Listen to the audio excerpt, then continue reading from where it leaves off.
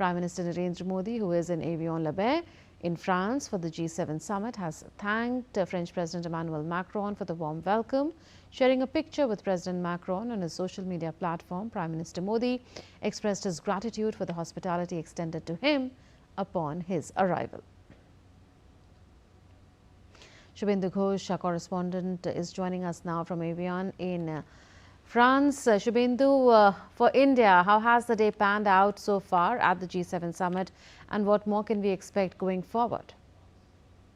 Hello, Munmun. Prime Minister Narendra Modi arrived earlier today in Evian, the resort town of France, and he was welcomed by French President Emmanuel Macron at the G7 venue, where all the partner countries, all the G7 leaders together gathered on the same platform. An important session is in fact underway at the moment. It's an outreach session to the partner countries, including India, and the discussion is taking place amongst the partner countries and the G7 leaders in the manner in which better coordination, better partnership can take place. In fact, some declarations have also come in as we speak. Declarations focus on first improving the status of the global economy and addressing the key challenges of finance and investment. In that, the role of partner countries, the interventions that they can bring in becomes very significant. India's participation also from the perspective that it is chairing the BRICS grouping, an important voice of the Global South.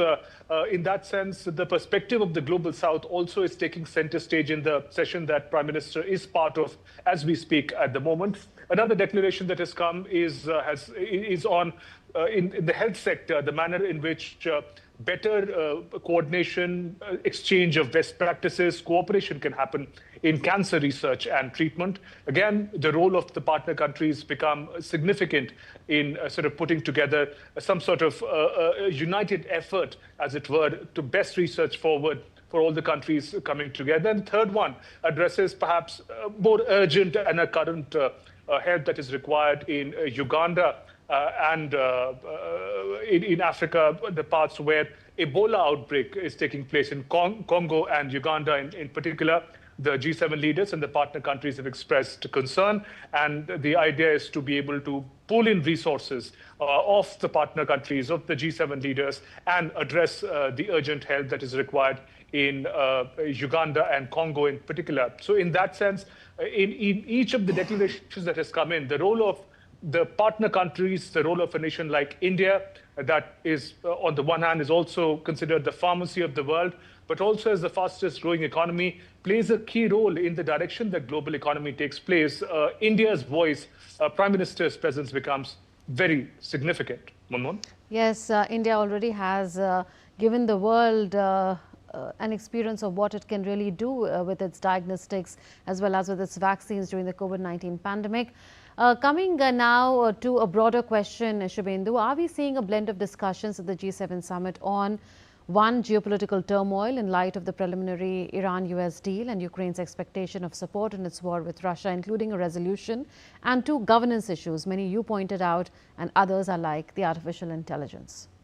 Oh, absolutely. Munmun, geopolitics and the conflicts, geopolitical conflicts that have really shaped the recent years as far as international affairs is concerned, is really at the heart of this edition of the G7. Two conflicts in particular, one that you mentioned, the Russia-Ukraine conflict that has been dragging on for more than 4 years now, and consider relatively more urgent what's happening in West Asia, the US and Iran conflict. Both these are a matter of great concern. In fact, one of the key sessions that took place earlier today was a working learn session of the G7 leaders, and they, along with partner countries from West Asia, they sat together over lunch to discuss the kind of interventions that can be made to sort of bring this conflict to an end, to be able to recover from the energy supply chain pressures that have been created already because of the ongoing conflict. There is, however, a glimmer of hope.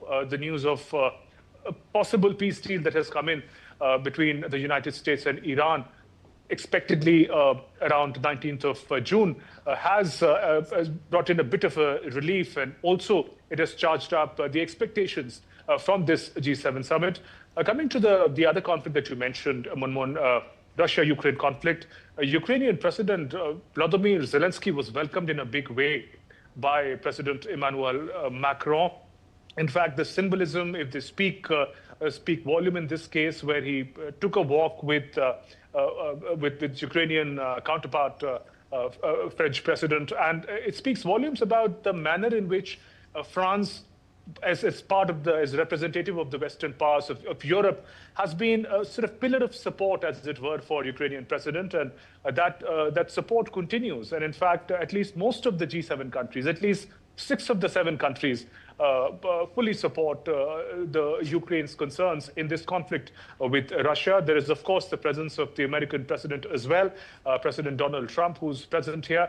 Now, his perspective, how the US approaches this conflict, the manner in which Russia is going to be willing to make concessions, those are concerns which are open. But we do see that it's a very powerful symbolism of the Western parts, at least most of them, putting their weight behind President Zelensky. He's been invited, is part of the invited country, Ukrainian leader. And we also see the kind of support that Europe and the developed world has extended to the G7 grouping has extended, barring perhaps America wholeheartedly. That continues. And that is also, those pictures are also sort of beamed out to perhaps show Ukraine's adversary where most of the G7 leaders stand. Absolutely. We'll leave it at that. Shubhendra Ghosh tracking all the developments of the G7 summit in France.